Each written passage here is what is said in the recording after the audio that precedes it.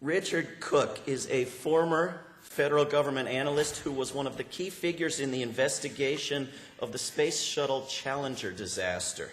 In 1985, he went to work for NASA as the lead resource analyst for the Space Shuttle solid rocket boosters, external tank, and Centaur upper stage, if anyone knows what that means. I do not. Cook's first assignment led to his writing a memo on engineers' concerns that flaws with the solid rocket booster O-ring seals could cause the shuttle to blow up. In 1986, after the Challenger disaster, he disrupted a NASA cover-up when he provided his memo along with other documents on the hazards of the O-rings to the New York Times. Before joining NASA, Cook worked as an analyst for the U.S. Civil Service Commission, for the Food and Drug Administration, and for the Jimmy Carter White House. Cook left NASA to become an analyst with the U.S. Treasury Department in 1986. There he developed and taught training courses on policy analysis and led project teams on financial policy and organizational restructuring. He retired from the federal government in January 2007 and works today as a writer, lecturer, and consultant. Writings of Cook's that I've read cover topics from the militarization of space to a basic income guarantee and monetary reform, including a serious proposal that the federal government print more money and give it away, though presumably not all to Halliburton. His website is Richard Cook, Richard, C-O-O-K, richardcook.com, and we are pleased to welcome him.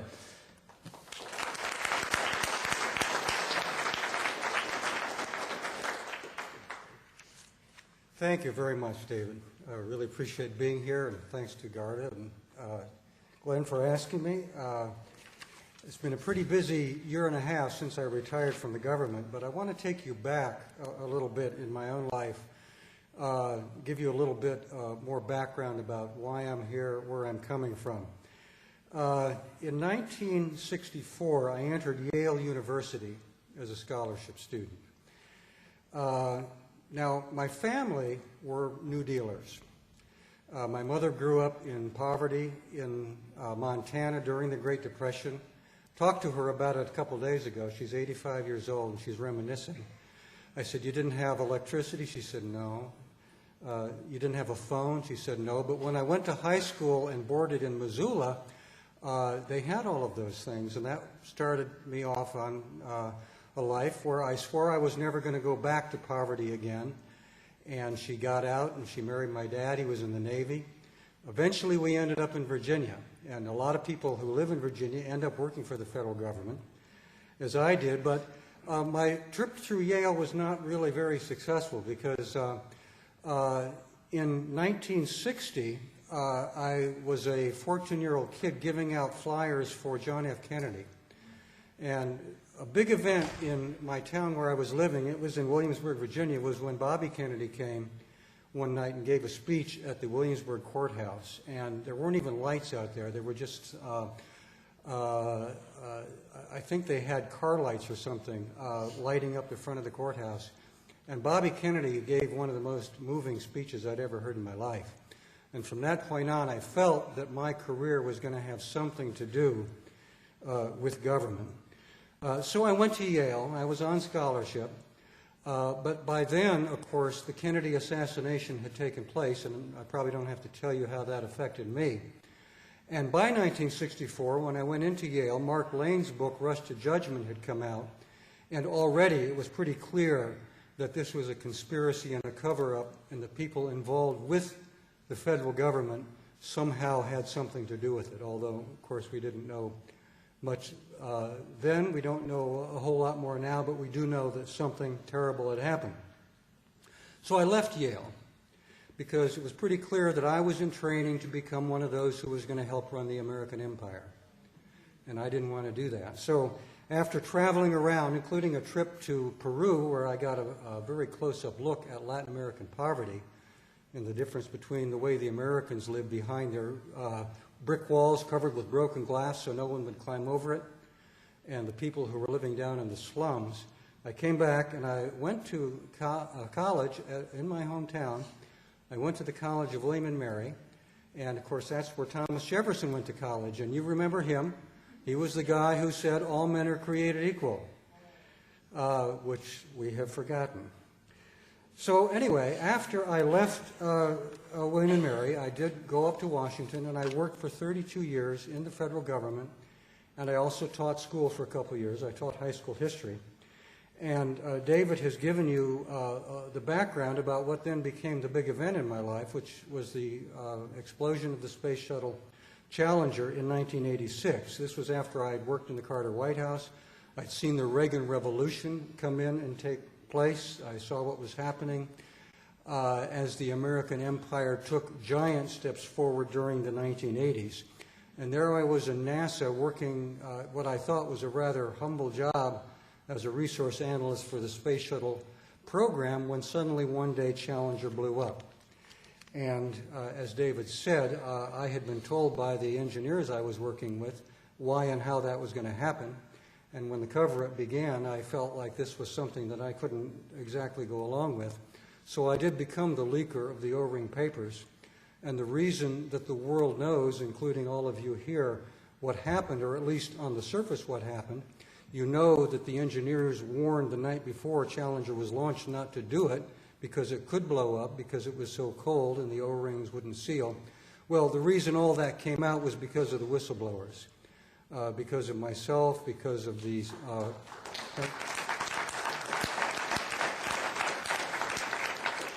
because of the Thiokol engineers who testified that they had warned not to do it, because of Dr. Richard Feynman, the Nobel Prize laureate who was the whistleblower on the Presidential Commission, and because of Chief Astronaut John Young, who began sending his own memos to the newspapers about what a travesty it had been and how NASA had ignored all indications that they were flying a very flawed system.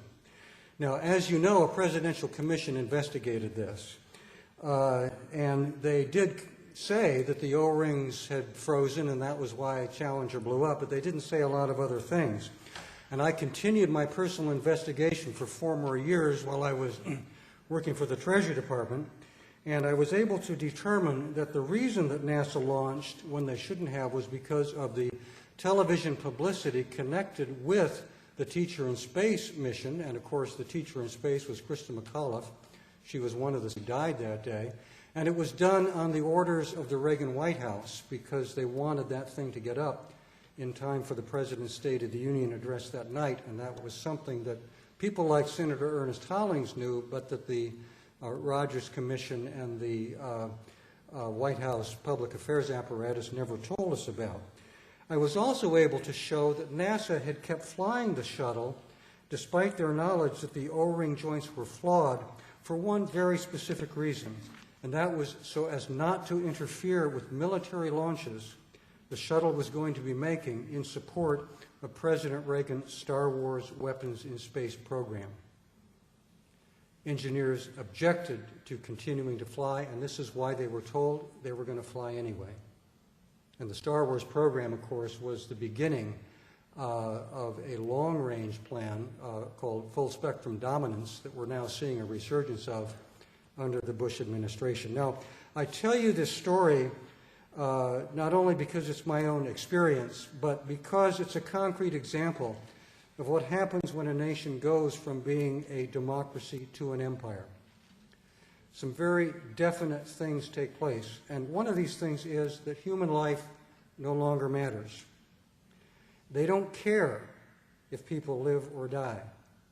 They will kill millions, whole nations, entire cultures to get what they want, and they will give it fancy names, like the War on Terror. And they'll tell you that the earth is overpopulated, so millions more must die, perhaps starve to death, which appears to be starting to happen even as we speak today. Now, another manifestation of an empire is there is always a great leader whose image and prestige matters more than common sense and the truth. There's a great communicator. There's a decider. There's a unitary executive. And that leader is going to be very good at scaring you. And of course, if you read 1984, and I taught 1984 when I was a high school teacher, scared the dickens out of me and everybody else in the class. But that's the way it works. And we see that this is how it works today. And these people will make you act out of fear and agree to things or let things go on that you would never agree to if you really sat down and thought about it or even talked to somebody else about it. And there's just one thing on the great communicator decider syndrome that I forgot to mention earlier about my experience at Yale. One of my classmates in the freshman class that went into Yale in 1964 was George W. Bush. Another thing that happens when we become an empire is that ideas of science and knowledge, and if we want to, we can call that truth, because anyone who does science, tries to take truth as a standard, are all sacrificed to the imperatives of militarism and national security. And that's what happened to the space shuttle program, to NASA, and that's what's happening today, because no nation in history has been so proficient at inventing things to kill other human beings. Now, let me just fast forward very quickly here. I don't want to take up any more time. On April 16, 2007, a little over a year ago, I was on a train platform in Maryland. I got a call from my ex-wife saying our son Fred was all right. I was very shocked at hearing this. Fred was an engineering student at Virginia Tech. Later in the day, I talked to Fred.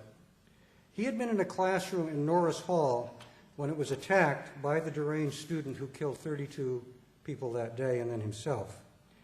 Fred was one of the students who jumped from a second-story window while their professor blocked the door so they could escape.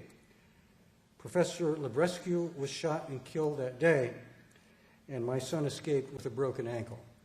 We were lucky, and my heart, of course, goes out to the parents of all the other kids and the faculty members who died that day. But I felt that that violence at Virginia Tech that my son went through was the same manifestation of a violent and deranged culture that I had witnessed in my youth with the Kennedy assassination, that I witnessed again with the Challenger disaster, and that all of us are witnessing today with the ongoing military conquest of the Middle East and what may be the start of deliberate global mass starvation.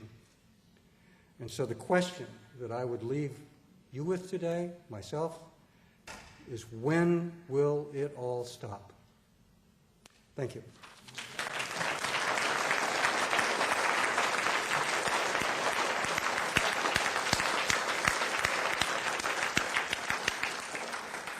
Thank you, Richard. A number of protests from the public. Operation Falcon is the clearest indication yet that the Bush administration is fine-tuning its shock troops so it can roll up tens of thousands of people at a moment's notice and toss them into the newly built Halliburton detention centers. This should be a red flag for anyone who cares at all about human rights, civil liberties, or simply saving his own skin. End quote. Whitney also writes extensively on economic issues and will be keynoting a panel on economic exploitation later today. Please welcome Mike Whitney.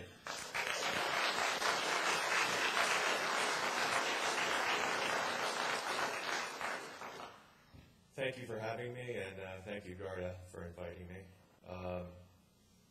Yes, as David said, I am approaching the dismantling of the empire, as it were, from the economic point of view. But I would like to say offer a few comments on the political and military situation that we're dealing with right now.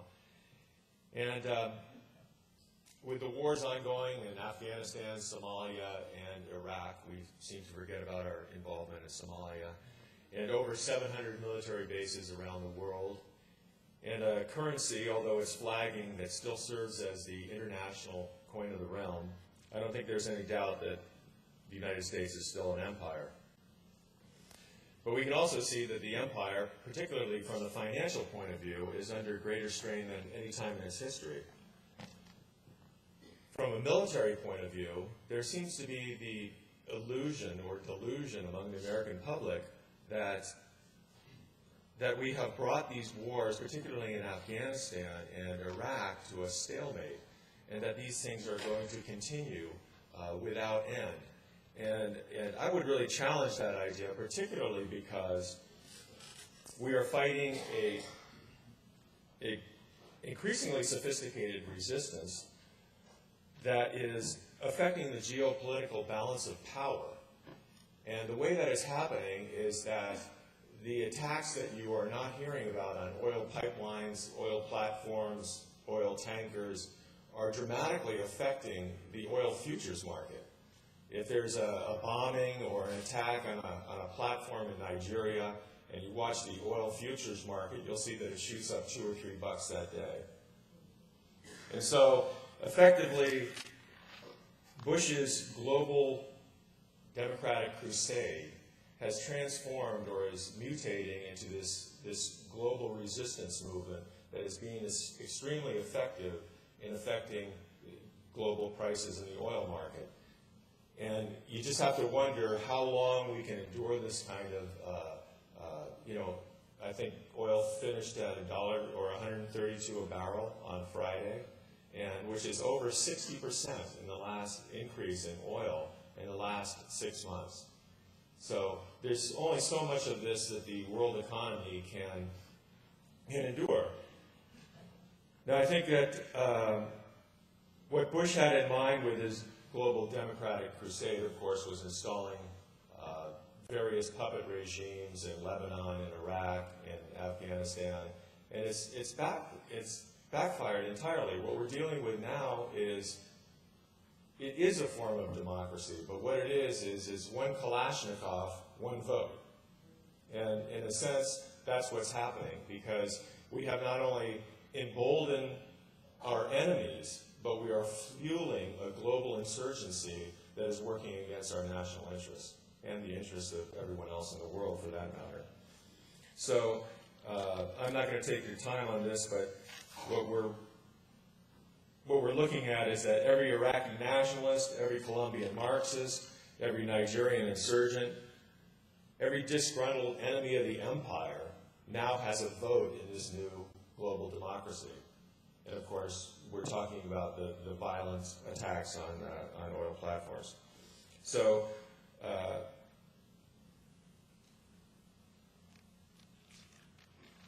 this is a war that we can't win. And that's why I think that regardless of what our intentions are, our long-term plans on our 8 military bases in Iraq, I think this is basically a pipeline or a pipe dream that eventually they're going to pull the plug on this because the strains on the economy are much too great to endure. So I'll pass that over.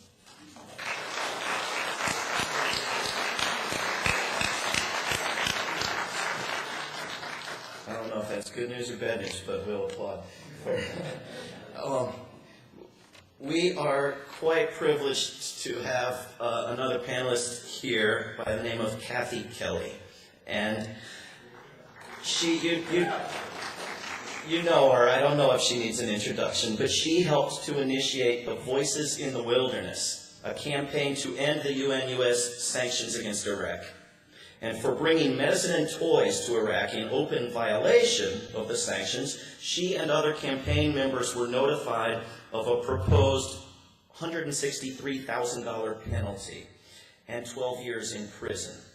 They were eventually fined $20,000, a sum which they have refused to pay. In October, In October 2002, Voices in the Wilderness declared their intent to remain in Baghdad alongside Iraqi civilians throughout a war that they still hoped we might prevent. Kelly and her team stayed in Baghdad throughout the bombardment and invasion. During 2007, she spent 5 months in Amman, Jordan, living among Iraqis who had fled their homes. Kelly helped organize and participate in nonviolent direct action teams in Iraq in 1991, Bosnia in 92 and 93, Haiti in 94.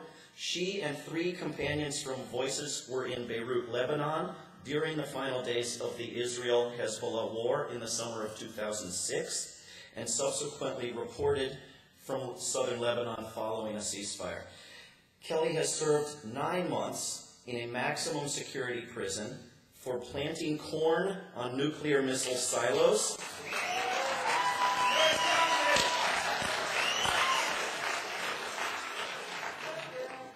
and 3 months for protesting the School of the Americas.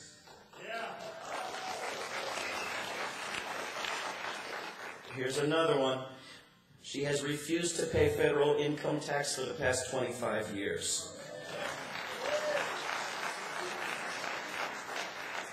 Kathy Kelly's publications include Other Lands Have Dreams, From Baghdad to Pekin Prison.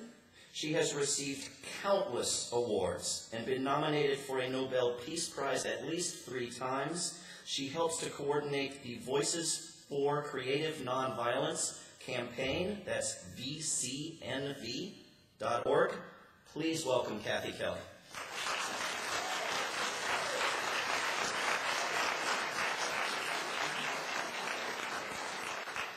Good morning. It's a privilege to be here with you, and it would be great to get a chance to just spend hours and hours digesting what we've heard this morning. All very, very challenging and certainly formidable time. Former Secretary of State James Baker, upon issuance of the Iraq Study Group report, made a comment in a press release that, I believe I have this quote right, "We will not wring our hands over memories of mistakes that may or may not have been made in Iraq in the past." And the reason that sticks in my gut is because I don't want to wring my hands either, but I believe that one of the ways to stop a next war, one of the ways to prevent the continuance of this war, is to continue to tell the truth about this war. And for that I'm very thankful to other panelists and to you. And we do try very, very hard to get into the media, as Dr. Blum has encouraged us to do. But it's still very difficult. So I would just like to retrieve from my own memory a couple of lines that have had a very searing impact, but have not yet enabled me to make some of the crucial changes so necessary if we dare to even speak about nonviolent means. And I'm thinking about a 16-year-old. I first met her in Baghdad. This was in 1999. And she stood up, and believe me, under a dictatorship, anybody who spoke up in English to foreigners certainly was delivering a party line, if you will. But we needed to hear that party line. And what she said was this: "You come and you say, you will do, but nothing changes. Me, I am 16. Can you tell me what is the difference between me, I am 16, and someone she is 16 in your country? I'll tell you, our emotions are frozen. We cannot feel." And then in this rather comparatively prosperous school, the child next to her stood up and she said, "My father, he runs an electricity company in all of Baghdad, and me, I study by candlelight. My grandmother, she dies from asthma, and so many children, they cannot survive in our own family." And again, the teenagers would try to pose to us what they were coping with, living under the most comprehensive state of siege ever imposed in modern history. And then this followed by our bombardment.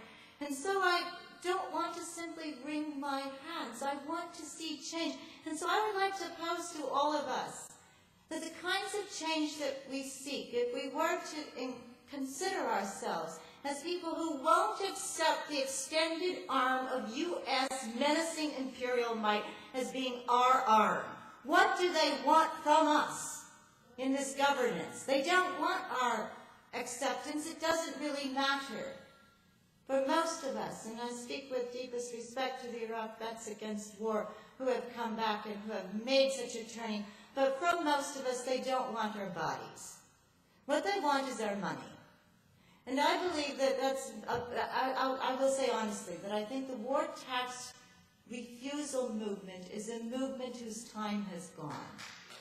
No, hear me please. It's a movement whose time has gone. We simply can't identify a spike in war tax refusal. Should McCain become our next president, then I think we all better get ready, and I hope that there will be a spike. There should be a spike.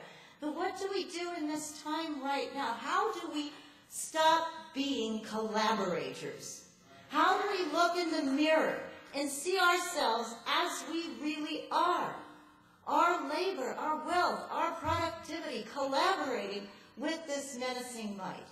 I think that to some extent, the understanding of nonviolence, which is meaningful in our time, doesn't have so much to do, in terms of me, with anybody placing a gun in my hands and saying, shoot, or anybody asking me to watch the computer that will guide a laser-guided missile.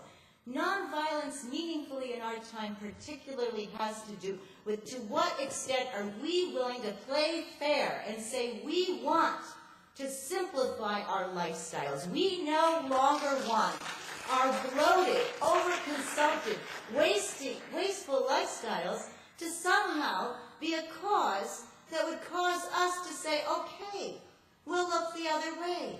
We'll close our eyes. Our emotions will be frozen and our brains as well. So to live more simply, to share our resources radically and equitably.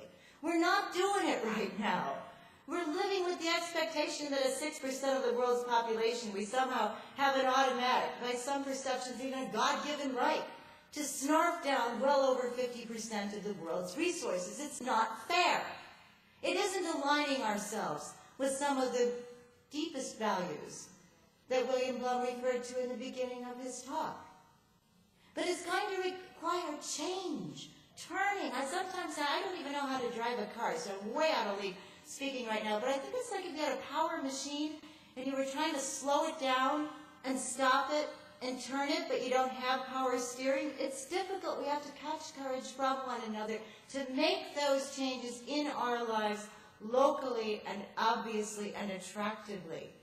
And then to prefer service over dominance. These are very difficult changes, of course, to achieve. I also think we have to assess the risks we face in an adult manner. The risks we face are not that great. If we engage in change and engage in nonviolent direct resistance to this government. I'm here to tell you, 3 months in prison or 9 months in prison, I know that to some extent I might be speaking from white privilege, but I also can tell you from just plain observation that 9 months spent at a major university working on a graduate degree would probably be more painful and stressful than 9 months spent in a prison learning about the incredibly racist and impoverishing conditions that prevail in the United States prison industrial complex. We all ought to be getting in there and learning about it and then defying it from within and after leaving. The risks we face are not that great. We won't face death squads, we won't face massacres, we won't face torture of our loved ones. If we bump up considerably our level of resistance, and I will stubbornly recommend nonviolent resistance as the most viable way in this country to resist the empire. So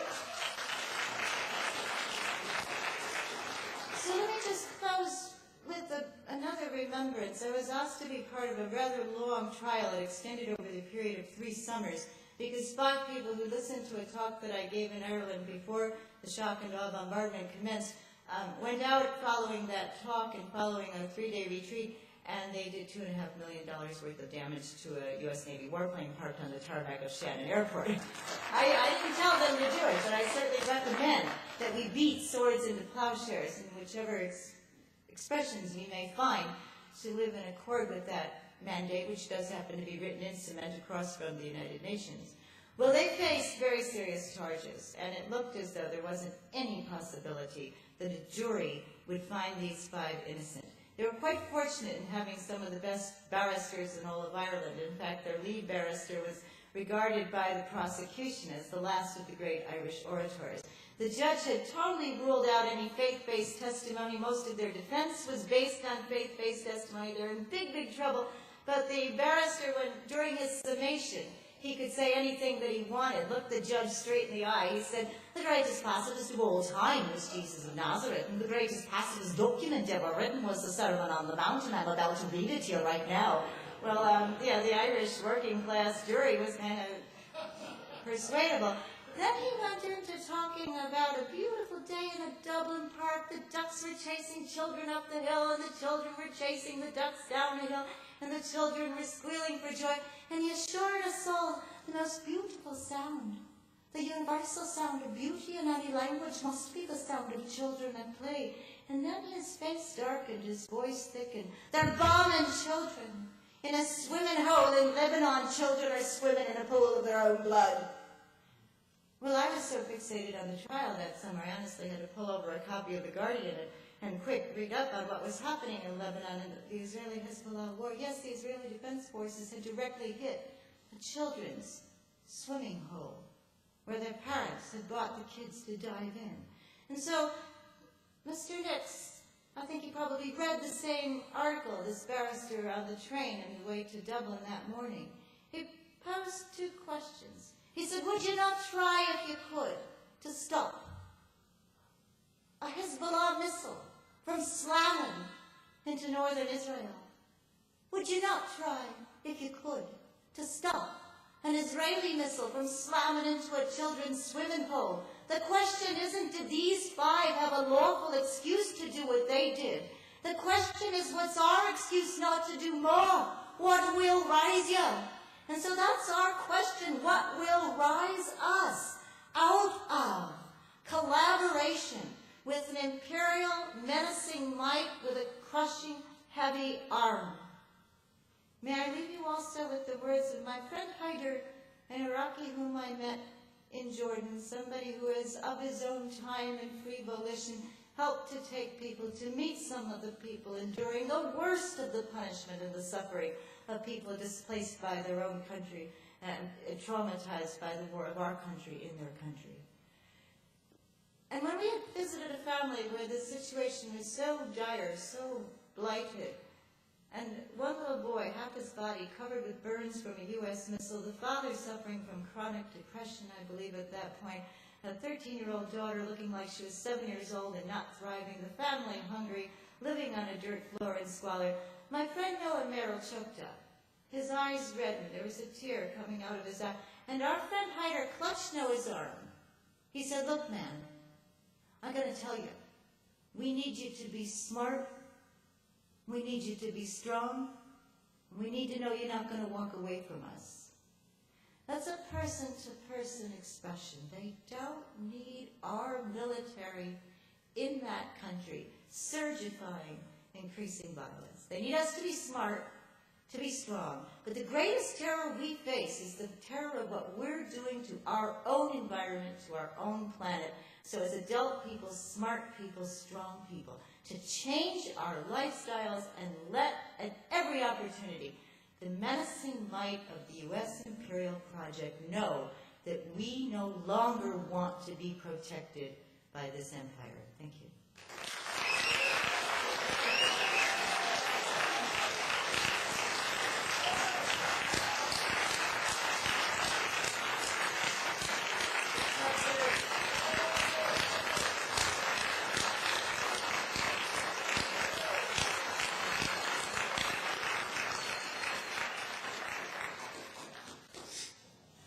So I'm going to have the gall to give you a couple brief additional thoughts following that speech, and then we're going to have questions and answers for all of the panelists. So if William Blum would like to, you can come up and take the chair I was in, or that's good.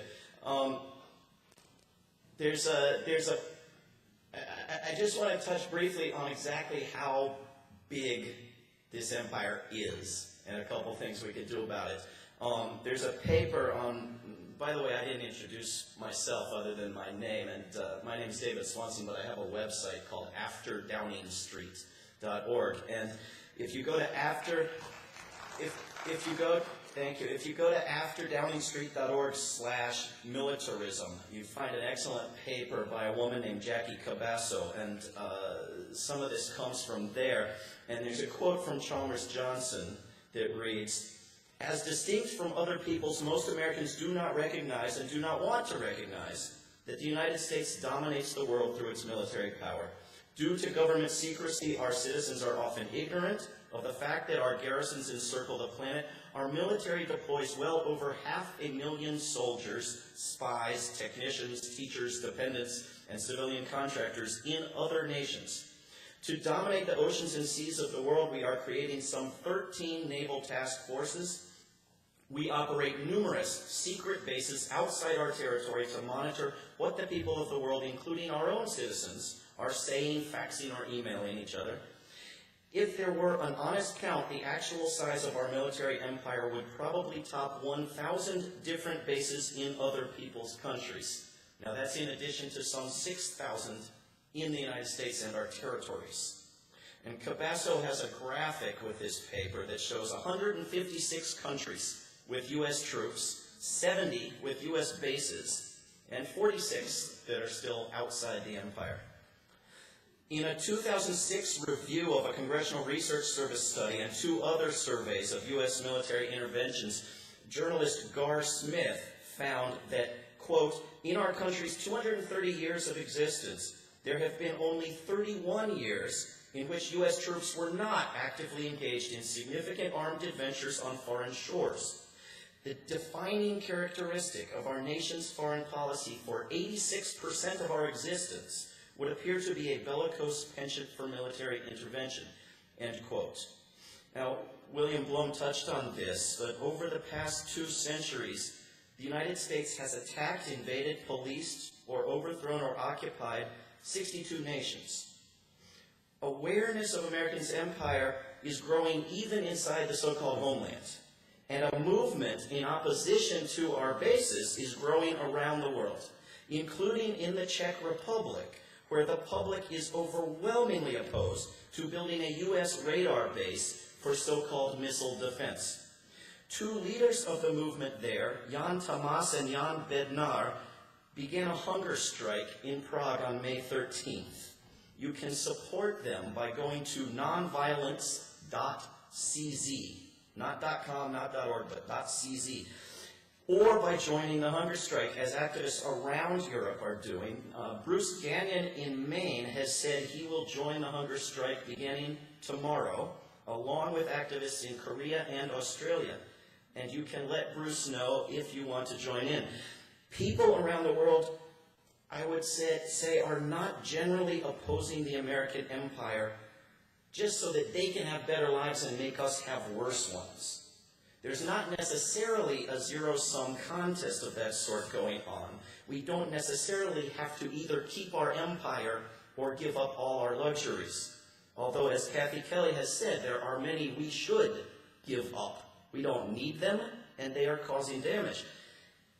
But in fact, it's if we try to keep our empire that we are going to lose everything.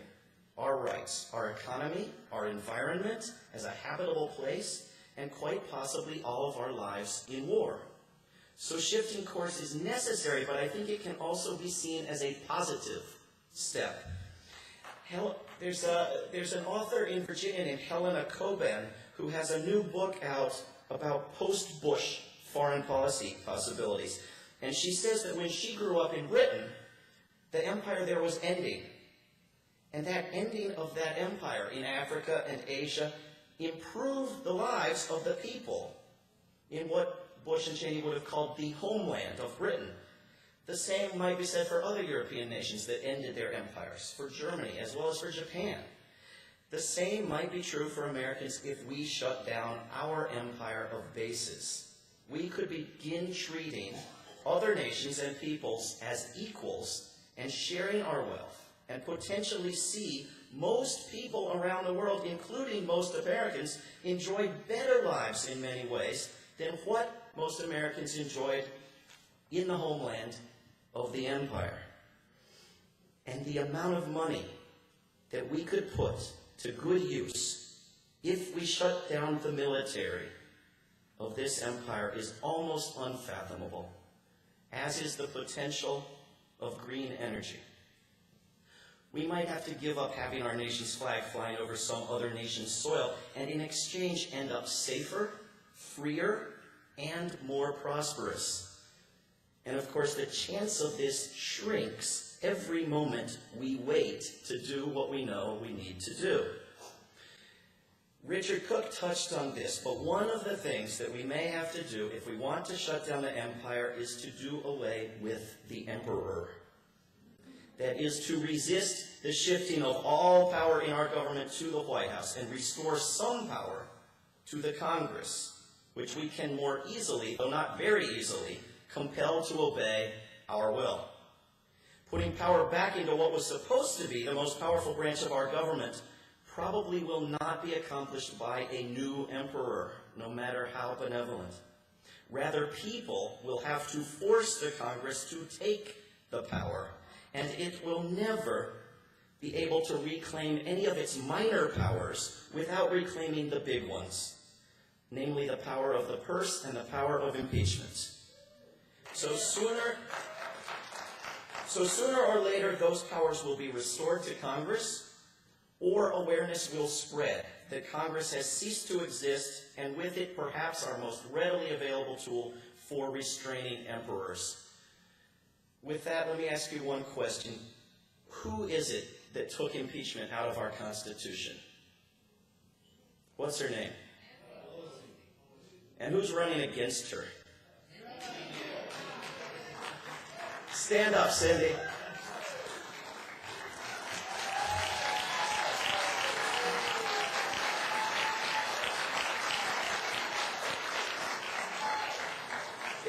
If you don't blow all your money this weekend, go to cindyforcongress.org and give her every dime you have.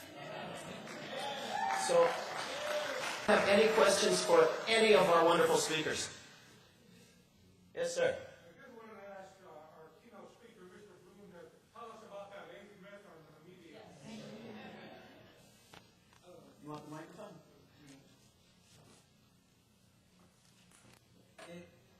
It has to do with the idea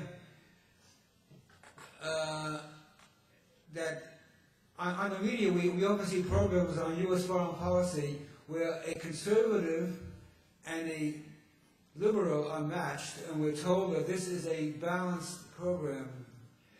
The conservative is usually a neocon type, which means he's far, far to the right of the center on the political spectrum.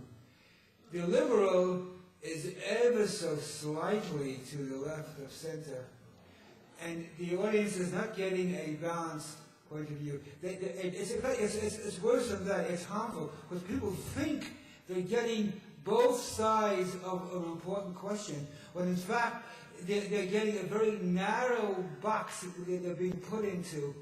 And the opposite of a neoconservative is not a liberal, it's a radical leftist or a progressive. That's part of what I wanted to say.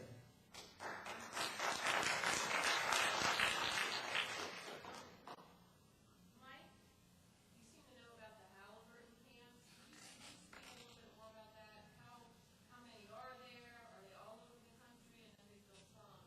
They're also headquartered in Virginia. Can you talk about that? What the intent and the centers there? Actually, that wasn't part of the Falcon raids. How many people have heard about the Falcon, Operation Falcon?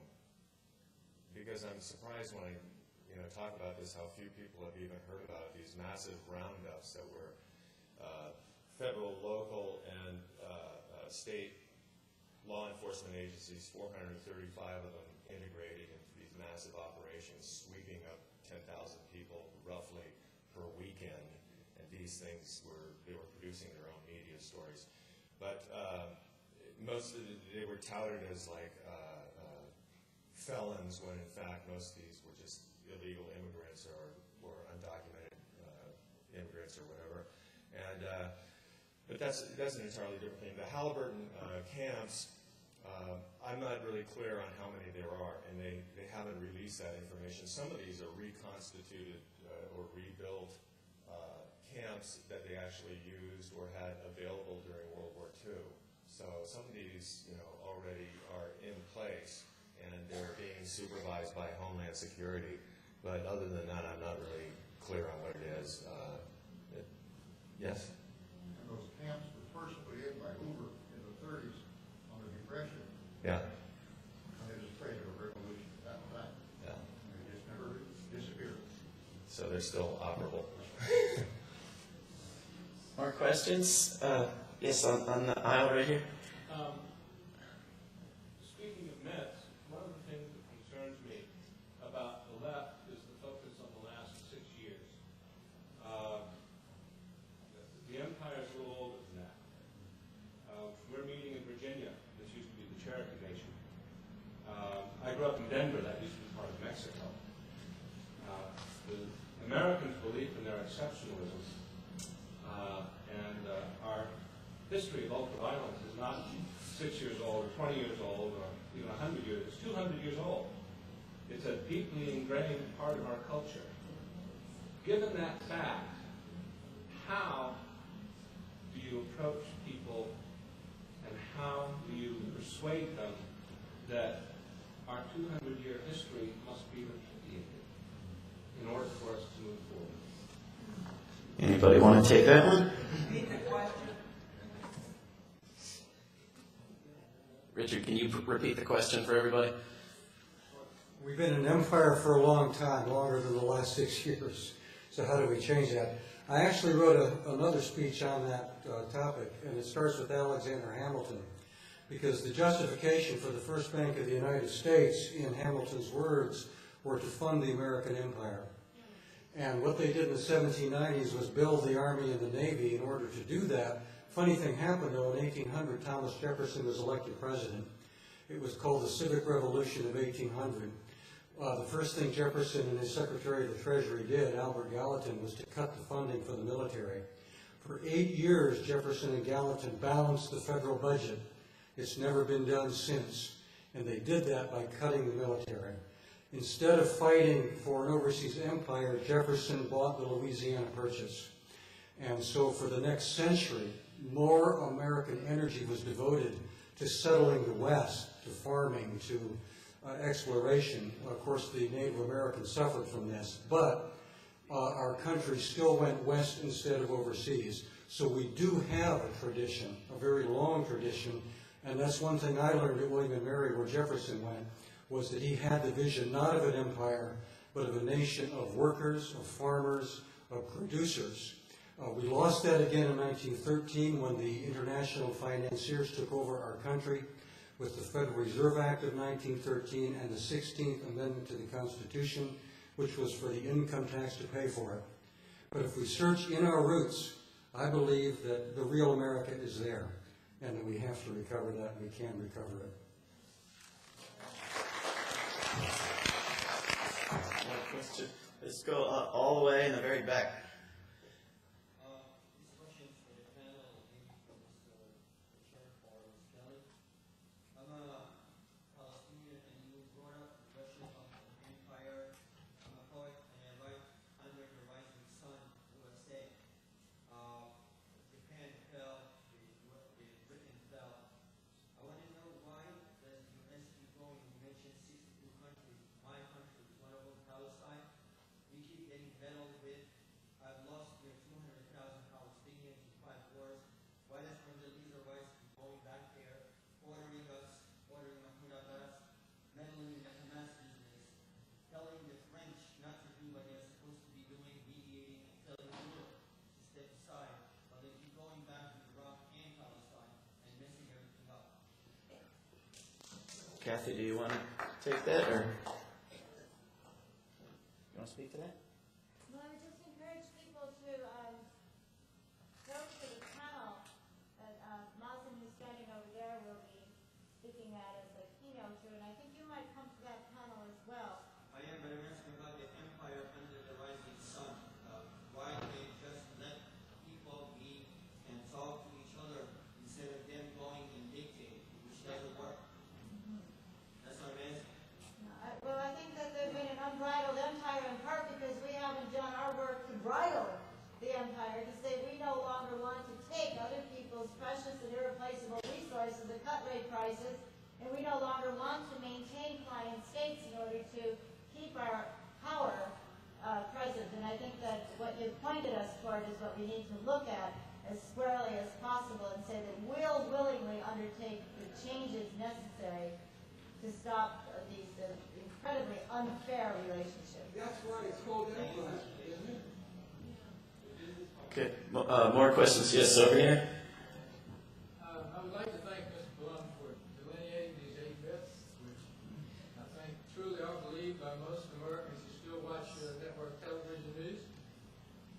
But I would like to, with all due respect, ask why you left out the most important myth, in my mind, the one which underlies the entire war on terror, the one which is connected to create in many ways, the one which made possible these wars in Afghanistan and Iraq. And I'm speaking of this myth that was executed and covered up at the very highest levels of this government, which we have abundant evidence to show these days. With all due respect, I would ask why you avoided speaking of the myth of 9/11. All the things I mentioned are not really dependent upon 9/11. The U.S. has been doing these things for decades and decades. Certainly. So it's not something arising out of 9/11. Certainly, but I'm speaking of the war on terror and the wars in Iraq and Afghanistan The war- specifically, which could not have been made possible without this myth. Yes, Okay, let's hear his answer. we've been. There's very little in U.S. foreign policy in the past 6 years that you can't find again and again in the previous periods. And I'm not going to get into the 9/11 thing because I don't subscribe wholeheartedly to the idea that it was an inside job, which is what you're referring to, I guess. I don't want to. I'm not part of that movement. For various reasons. So I'm not going to get involved in that.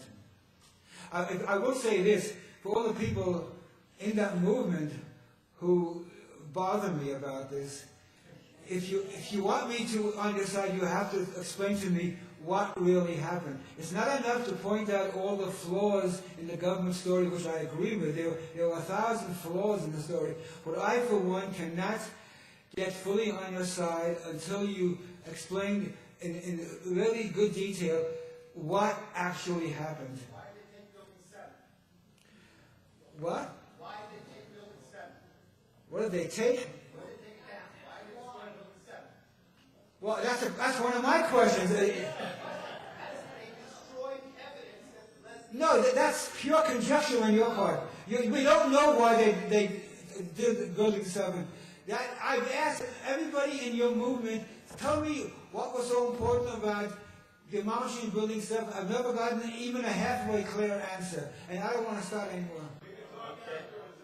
On that note, we can talk afterwards on this and many other topics, but there are people who have to get to other events that have begun. So can we thank all of these wonderful speakers and thank you for coming.